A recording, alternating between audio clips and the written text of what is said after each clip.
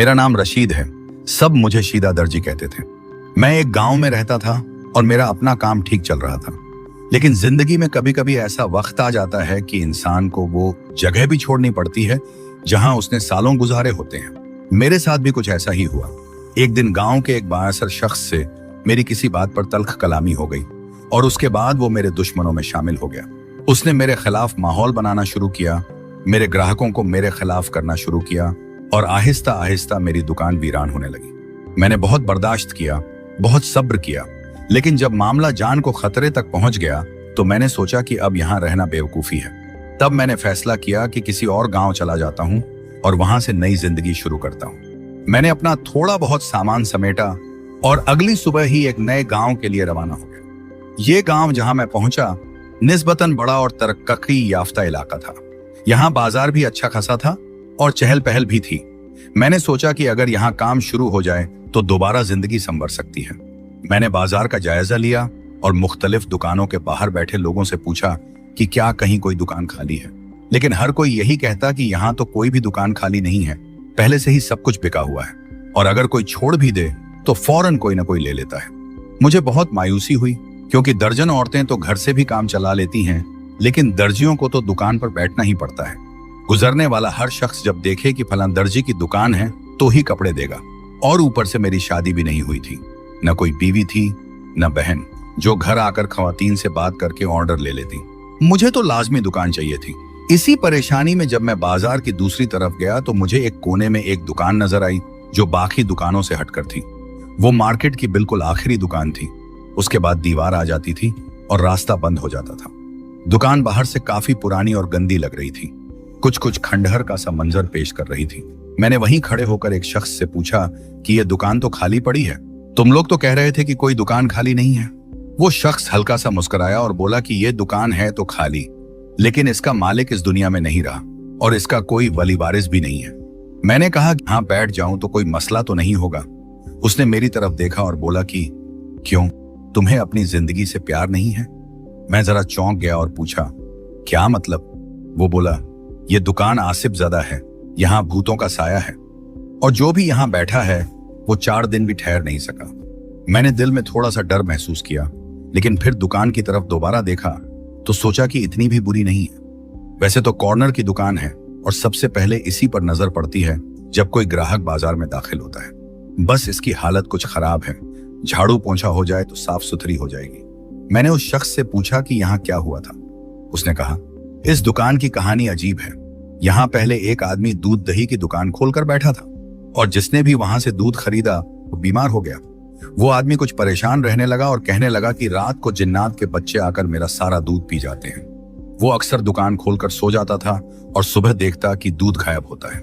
फिर वो एक दिन खामोशी से दुकान छोड़कर चला गया। उसके बाद और लोग भी आए, किसी ने कपड़े का काम किया, किसी ने मोबाइल मरम्मत की दुकान बनाई, लेकिन कोई भी ज्यादा देर नहीं टिक सका।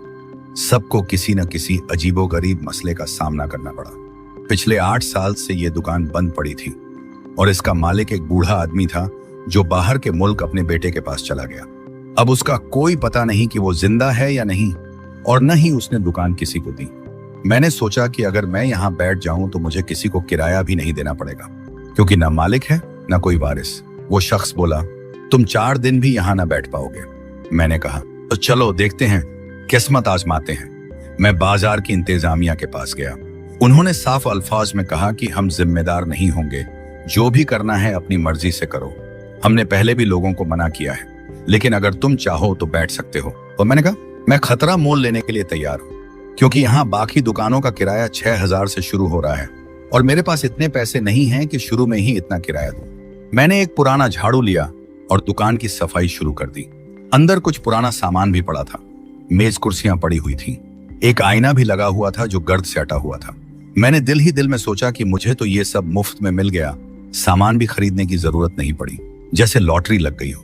मैं बहुत खुश था और सोच रहा था कि काम शुरू करते हैं और किस्मत बदलते हैं। मुझे सब कह रहे थे कि तुम पागल हो, तुम्हें क्या अपनी जान प्यारी नहीं है, तुम अकेले हो, तुम्हारा कोई अपना नहीं है, अगर होता तो कभी भी तुम्हें इस दुकान में बैठने न देता। सबका कहना था कि जहां इंसान अपनी जिंदगी के बारे में संजीदा होता है वहां ऐसी जगह पर बैठने का सोचता भी नहीं। लेकिन मैंने इन सब बातों को एक कान से सुना और दूसरे से निकाल दिया, क्योंकि मेरे लिए अब पीछे हटने का मतलब था कि मैं अपनी हार तस्लीम कर लूं, और मैं कभी हार मानने वाला नहीं था।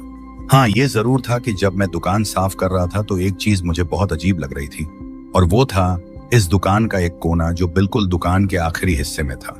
वो कोना निहायत ही अंधेरा था, और जितना भी मैं उसे साफ करता या रोशनी करता, उसमें एक अजीब सी घुटन रहती थी और दिल में एक बेनाम सा खौफ महसूस होता था। मुझे याद आया कि मेरे दादा कहा करते थे कि जिन्नात हमेशा कोनों में छुपते हैं, और खास तौर पर सफर के महीने में तो ये चीजें ज्यादा मुतहर्रिक हो जाती हैं।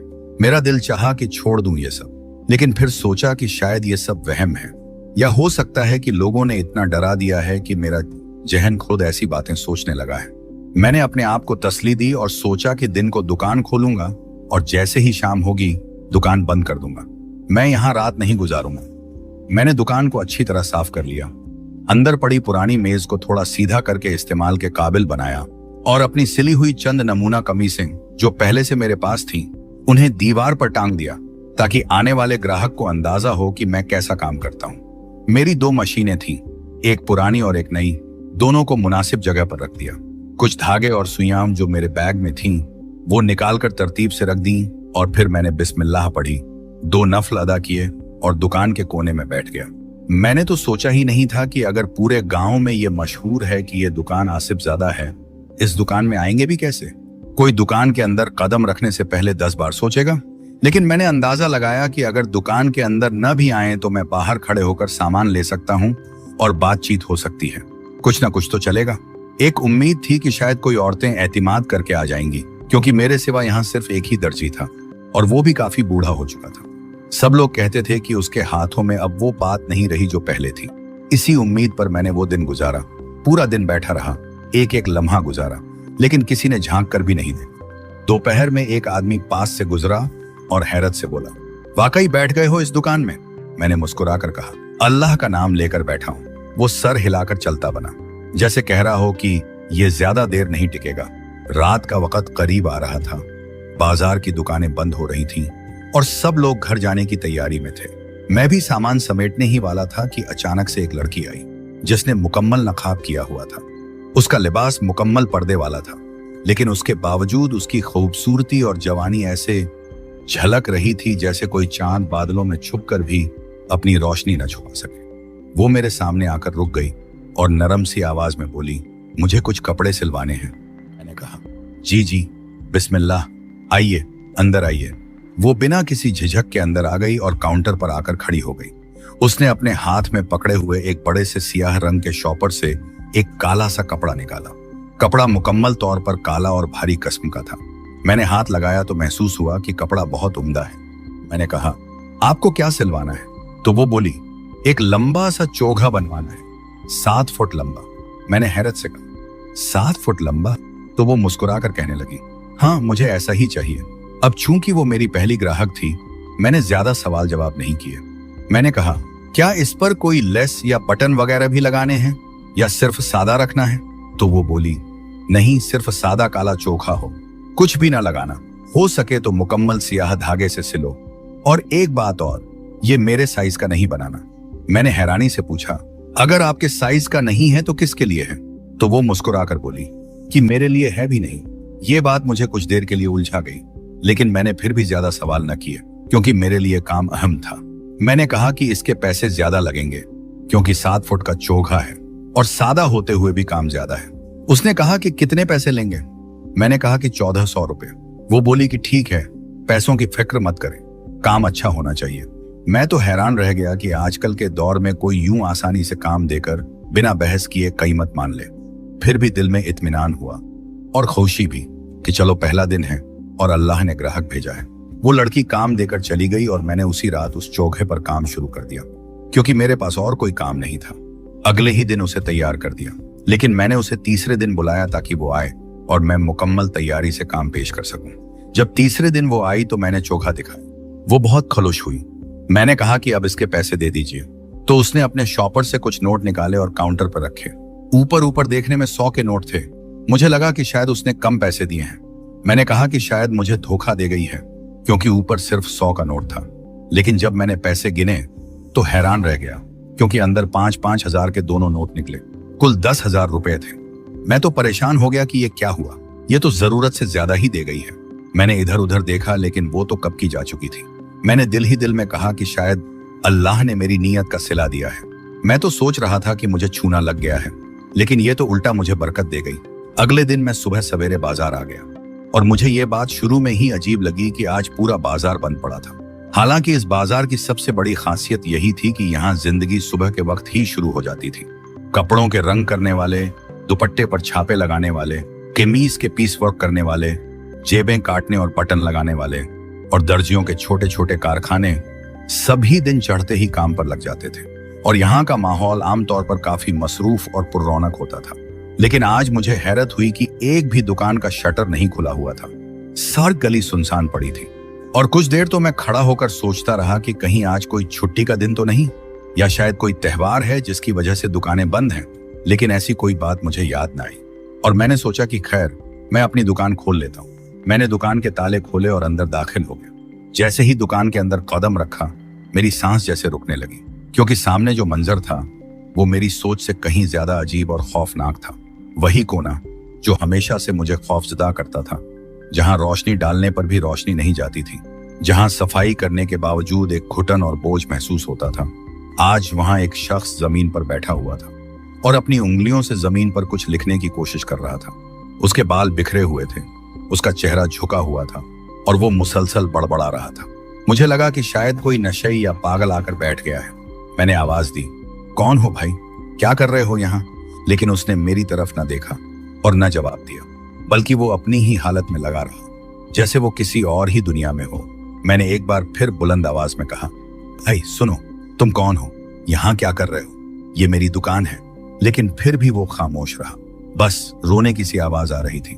मैंने डरते डरते एक कदम आगे बढ़ाया और कहा, मेरी तरफ देखो, तुम हो कौन? और जब उसने आहिस्ता आहिस्ता अपना चेहरा ऊपर उठाया और मेरी तरफ देखा तो मेरे जिस्म में जैसे बिजली सी दौड़ गई और मेरे कदमों तले जमीन निकल गई, क्योंकि वो चेहरा मेरा अपना चेहरा था। मैं खुद को देख रहा था, लेकिन ऐसा बिगड़ा हुआ खुद कि जिसे पहचानना भी मुश्किल हो जाए। आंखों के नीचे नीलाहट और सूजन थी, जैसे दिनों से रो रहा हो। होंठ सूखे हुए और उन पर सफेद सी तह जमी हुई थी। बाल बेतरतीब बिखरे हुए और कपड़े फटे हुए थे। वो मैं ही था, लेकिन एक ऐसा मैं जिसे देखकर कोई भी इंसान खौफजदा हो जाए।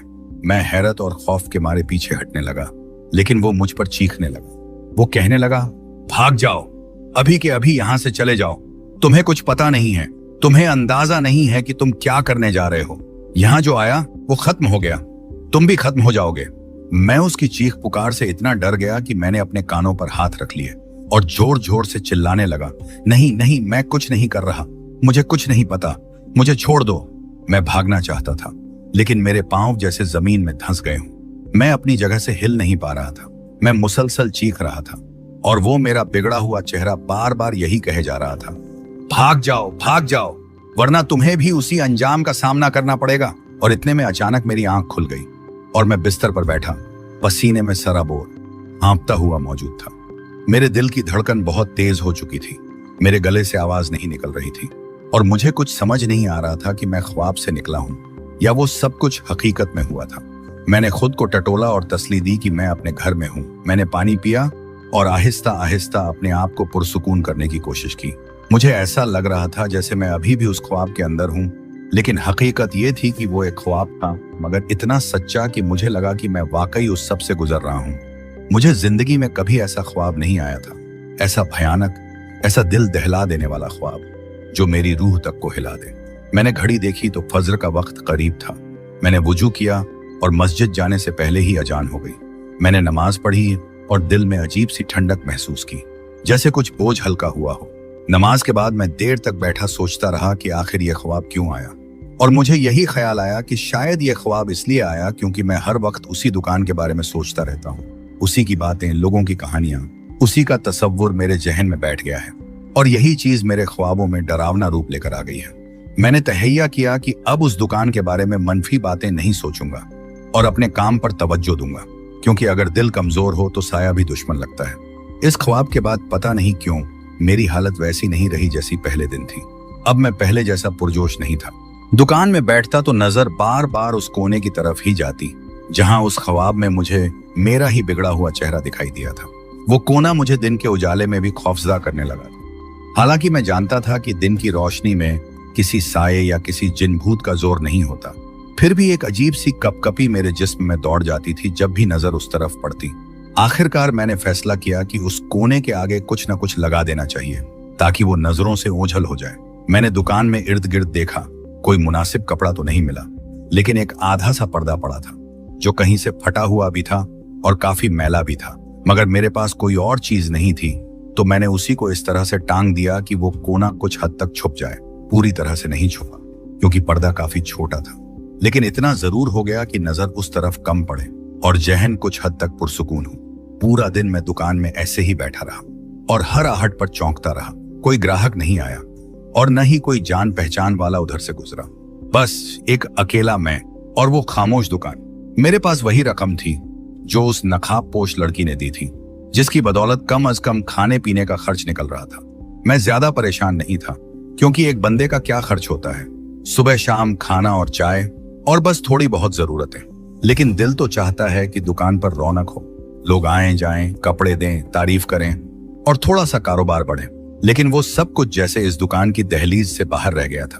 इसी दौरान अचानक मेरी नजर उस पर्दे की तरफ गई और मेरे जिस्म में जैसे सनसनाहट सी दौड़ गई, क्योंकि पर्दा नीचे से काफी ऊंचा था और साफ साफ दिखाई दे रहा था कि उसके पीछे कोई खड़ा है।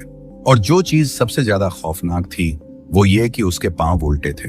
न सिर्फ उल्टे बल्कि साकित, और साकित होने के बावजूद भी उनसे एक अजीब सी लर्जती हुई फजा निकल रही थी, जैसे हवा थम गई, जैसे वक्त थम गया हो। मैं एक लम्हे को बिल्कुल जम सा गया, फिर जैसे मेरे अंदर की चीख बाहर निकलने के लिए बेताब हो गई और मैंने एक जोरदार चीख मारी, इतनी जोरदार कि शायद सारी मार्केट को गूंज गई हो। और मेरी चीख के साथ ही अचानक आवाज आई, क्या हो गया? और जैसे ही मैंने सामने देखा तो वही नकाबपोश लड़की खड़ी थी। मैं बुरी तरह से बैठती हाँफ रहा था, मेरा दिल तेजी से धड़क रहा था, मेरी सांसें बेकाबू हो रही थी। वो लड़की बड़ी सादगी से कहने लगी, अगर कोई मसला है तो मैं बाद में आ जाती हूँ। मैंने फौरन संभलने की कोशिश की और कहा, नहीं कोई मसला नहीं है, बस गर्मी ज्यादा लग गई है और तबीयत थोड़ी खराब हो गई है। मैंने करीब रखा हुआ पानी का गिलास उठाया और जल्दी जल्दी पानी पिया। फिर भी मेरी नजरें एक लम्हे के लिए भी उस पर्दे से नहीं हट रही थीं और मैं बार बार तिरछी नजर से देखने की कोशिश कर रहा था कि कहीं वो पांव अब भी मौजूद तो नहीं। लेकिन वहां अब कुछ नहीं था, कोई भी नहीं था, जैसे सब कुछ मेरे जहन का फरेब हो, जैसे फिर से मुझे वहम हुआ हो। लेकिन अजीब बात यह थी कि ये लड़की ऐसे वक्त पर कैसे आ गई और इतनी खामोशी से आ गई कि मुझे उसकी आहट भी महसूस नहीं हुई। मैंने उससे बात बदलने के लिए फौरन कहा, उस दिन आपने जो पैसे दिए थे वो तो मेरे हिसाब से बहुत ज्यादा थे। तो वो बड़ी सादगी से बोली, ज्यादा नहीं थे, आपके काम से खुश होकर दिए थे। और जब बंदा खुश होता है तो देने का दिल भी करता है और लेने वाले की इज्जत भी बढ़ जाती है। ये सुनकर मैं कुछ देर के लिए खामोश हो गया, क्योंकि मेरे जहन में तो यही था कि वो पैसे गलती से ज्यादा दे गई है। लेकिन अब वो दोबारा आई थी जी, और इस बार भी वो मेरे लिए काम लेकर आई थी। उसने कहा, इस बार इस तरह के 5 चोखे सिलवाने हैं, और फिर एक कपड़े का बड़ा सा थान सामने रख दिया। जब मैंने उस कपड़े को हाथ लगाया तो वो आम कपड़ों के मुकाबले में बहुत ज्यादा वजनी महसूस हुआ, जैसे किसी लोहे या चमड़े की तहों वाला कपड़ा हो, या जैसे कई बार भिगोया गया हो। लेकिन मैंने कुछ नहीं कहा, बस सर हिला दिया और कहा, ठीक है, बताइए कितने दिनों में चाहिए। उसके बाद उसने जो बात की वो सुनकर मैं हैरान रह गया। वो कहने लगी, इस काम के 50,000 रुपए दूंगी। मैंने फौरन कहा, देखिए पैसे मिलने पर किसी को बुरा तो नहीं लगता, लेकिन 50,000 तो इस काम के नहीं बनते। ये काम ज्यादा से ज्यादा 6-7 हजार रुपए का है, तो आप इतने पैसे क्यों देंगी? वो मुस्कुराकर कहने लगी, मुझे आपका काम पसंद है और मैं कीमत काम की नहीं खुशी की देती हूँ। ये सुनकर मैं तो खामोश हो गया, लेकिन दिल में कहीं ना कहीं यह सवाल जरूर था कि उस सादे से चोगे में ऐसा क्या था जो उसको इतना पसंद आया था। ना तो मैंने उसमें कोई खूबसूरती डाली थी, ना कोई खास डिजाइन लगाया था, बस सादा सा काले रंग का चोखा था। खैर, मैं थोड़ा लालची हो गया, क्योंकि बंदे को जब बगैर मेहनत के ज्यादा मिले तो वो इनकार नहीं करता। और मैंने कहा कि ठीक है, 5 दिन बाद आ जाए। मैंने अगले 5 दिन में वो 5 चोगे तैयार कर दिए और छठे दिन के लिए उसे बुलाया। वो बिल्कुल छठे दिन ही आई और आकर चुपचाप एक लिफाफे में से 50,000 रुपए निकाले और मेरे काउंटर पर रख दिए और खामोशी से चली गई, बगैर कोई बात किए, बगैर कोई सवाल किए। और मैं सिर्फ उसे जाते हुए देखता रह गया। मुझे पैसे गिनते हुए सामने वाली दुकान पर जो आदमी बैठा था, जिसकी कपड़ों की दुकान थी, उसने देख लिया। मेरी हक हलाल की कमाई थी। मैंने गिनती जारी रखी और पैसे जेब में डाल लिए। वो लड़की दोबारा आई और इस बार वो पहले से भी ज्यादा खामोश और पुरअसरार लग रही थी। उसके चलने की रफ्तार इतनी हल्की थी जैसे हवा में तैर रही हो। और जब वो दुकान के अंदर आई तो उसके कदमों की आवाज तक नहीं आई। और जब वो मेरे सामने खड़ी हुई तो मेरे अंदर एक अनजाना सा खौफ फिर से जाग उठा। लेकिन मैंने उस खौफ को अंदर ही अंदर दबा लिया, क्योंकि मेरे दिल में अब लालच ने जगह बना ली थी। मैं उसके बारे में कुछ भी सोचने से पहले उसकी बात सुनना चाहता था, क्योंकि अब मैं जान चुका था कि जब ये आती है तो बारिश करके जाती है। वो बोली, इस दफा मुझे 10 चोगे सिलवाने हैं और ये कपड़ा लो और ये लो, 1 लाख रुपए। और उसने वो मोटे नोटों की गड्डी मेरे काउंटर पर रख दी और बगैर कुछ और कहे वापस मुड़ गई और दुकान से बाहर चली गई। मैं वहीं बैठा रह गया। हैरत, खुशी और खौफ, तीनों जज्बात मेरे अंदर एक साथ हलचल मचा रहे थे। मैं सोच रहा था कि ये लड़की आखिर है कौन और इतने ज्यादा पैसे क्यों दे रही है। क्या उसे मेरे अंदर कुछ खास नजर आता है या फिर ये सब कुछ किसी और वजह से हो रहा है। मेरे दिल में बार बार ये सवाल उठता, लेकिन हर बार मैं खुद को ये कहकर खामोश कर देता कि दुनिया में ऐसे लोग भी होते हैं जिनकी समझ आम अकल से बाहर होती है और मैं उनके बारे में ज्यादा सोचूंगा तो पागल हो जाऊंगा। लेकिन सब कुछ वही नहीं रहता जैसे पहले दिनों में था। एक दिन ऐसा आया कि मैं दुकान में बैठा कपड़ों की कटिंग कर रहा था कि बाहर से शोर सुनाई देने लगा। पहले तो मैंने नजरअंदाज किया, लेकिन जब आवाजें तेज हुई और नाम लेकर मुझे बुलाया गया तो मैं बाहर निकला। देखा तो बाजार के सारे दुकानदार इकट्ठा हो चुके थे और सबके चेहरे पर गुस्सा और शक का मिला जुला तासुर था। एक ने मुझे आवाज देकर कहा, इधर आ, जरा बात करनी है। मैं जैसे ही आगे बढ़ा तो उनमें से एक ने मेरे गरेबान को पकड़ लिया और जोर से झंझोड़ते हुए कहा, जब से तुम यहाँ आए हो 3 महीने हो चुके हैं और तुम्हारी दुकान पर आज तक एक ग्राहक भी नहीं आया। रोज हम देखते हैं तुम अकेले बैठे होते हो, लेकिन फिर भी हर रोज तुम पैसे गिनते हो और चेहरे पर खुशी होती है। एक और दुकानदार बोला, हमें शक है कि बाजार में जो हालिया चोरी हुई है उसमें तुम्हारा हाथ है। तुम्हें किसी ने नहीं देखा किसी से बात करते हुए और कोई तुम्हारी दुकान पर आता जाता भी नहीं है, तो तुम्हारे पास पैसे कहां से आ रहे हैं? अब बताओ, चोरी का माल कहां छुपाया है? मैं इस इल्जाम पर बिल्कुल सन्नाटे में आ गया। मैंने कहा, तुम लोगों को किसने कहा कि मेरे पास कोई ग्राहक नहीं आता? मेरे पास एक लड़की आती है जो कपड़े सिलवाती है और वही मुझे पैसे देकर जाती है। ये सुनकर सबने एक दूसरे की तरफ देखा और फिर एक बंदा बोला, हम सब यहाँ पूरा दिन बैठे होते हैं और आज तक हमने तुम्हारी दुकान पर किसी लड़की को आते जाते नहीं देखा। और अगर कोई लड़की वाकई आती है तो क्या वो किसी और गांव से आती है? क्योंकि हमारे गांव की तो कोई औरत इस दुकान पर नहीं आती। सबको खौफ है यहाँ के बारे में, सब डरे हुए हैं। मैंने जल्दी से कहा, अभी परसों की ही बात है जब वो आई थी और कपड़े दिए थे।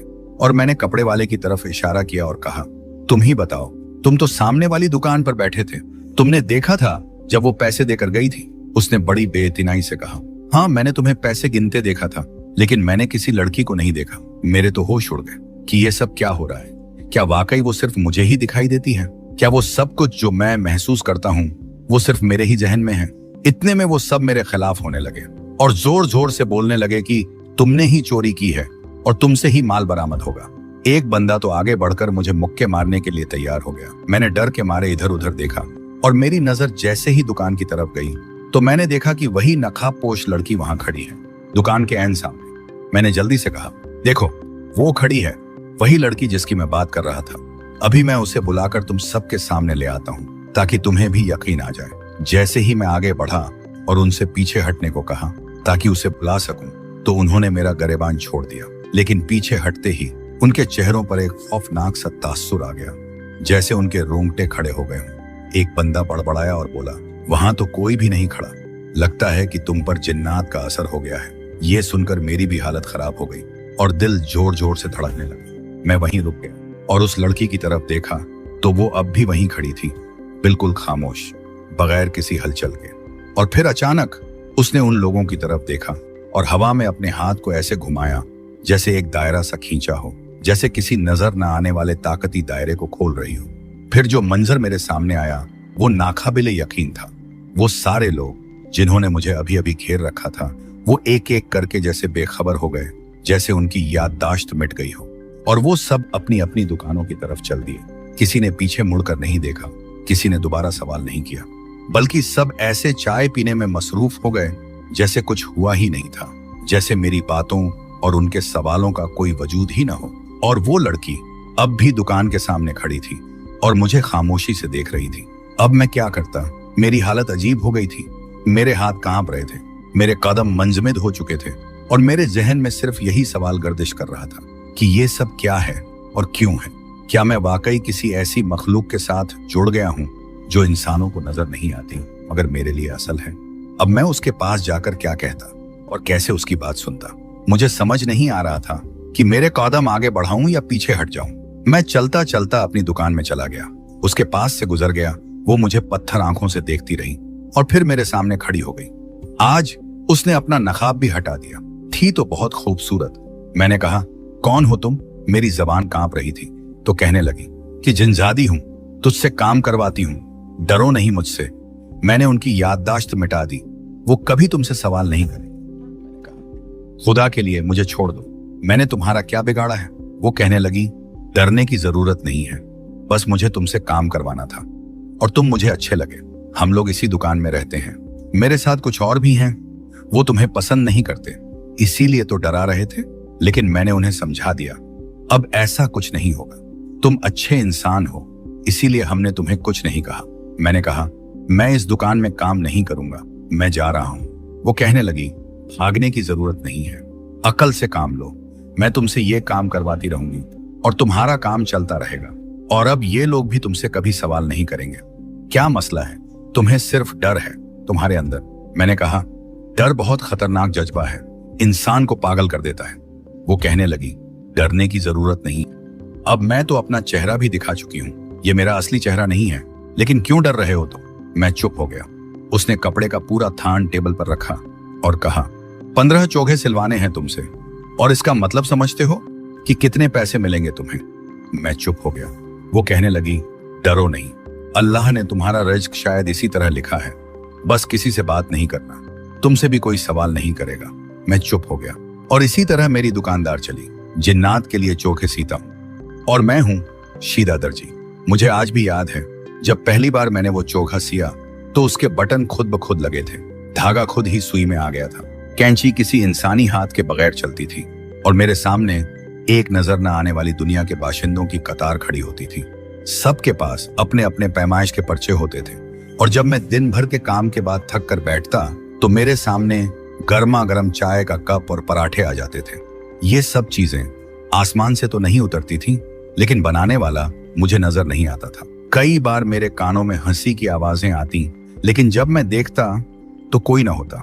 हाँ, वो जिनजादी अक्सर दिखाई देती थी, कभी बारिश के पानी की तरह आंखों में उतरती तो कभी शोले की तरह मेरे वजूद में लिपट जाती।